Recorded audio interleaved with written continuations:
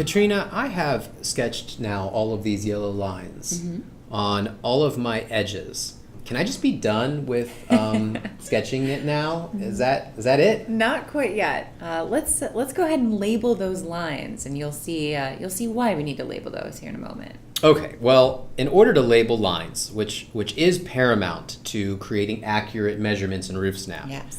you will touch on the Edges tab down here, and that's going to reveal this little side menu. This is going to have all of your most common edge types here ready for you to label within RoofSnap. Eaves, of course, are on almost every roof. That's where your gutter is going to be installed, or where your water drains to, the low point of each section of roofing. And if you tap on it, you'll notice that it turns it to this little red color up here, lets you know you've got the eave edge selected. If you tap on it a second time, you're going to see that there are what we call subline labels.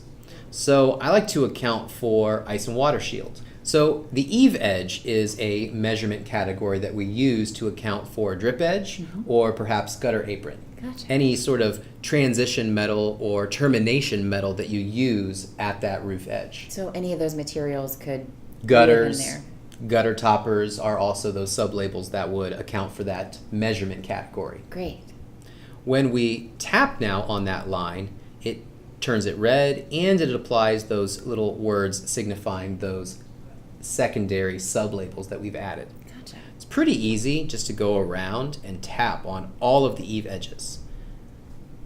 We hit the back button here and we can go to the next edge type, which is rake. Okay. Tap on that a second time and we could add ice and water shield. We won't for this one, but rake edge. You know, a lot of people will install the same sort of drip edge metal that they do with the eaves right up the rake edges as well. So in order to count for that measurement category, we're going to include, and you'll see the little letters R-A-K. Those are all, wait, two more rakes, one there and one there. Now you'll notice we missed the eave edge down the right side of this second story section. So I'll jump right back in and go back to eaves, and you see here the ice and water shield and the eave edge still auto selected for us. Great. We don't have to go back in and re-add that. Great. Now we can jump down to hips. There are a lot of hips on this roof, and there are no sub-labels under hips. So we don't have to worry about any additional labels there. Then we can navigate over to ridge. Now for this particular roof, we probably wouldn't put any ridge vent, but there is an option to add ridge vent. Let's say, for example, we just wanted ridge vent down here on this piece.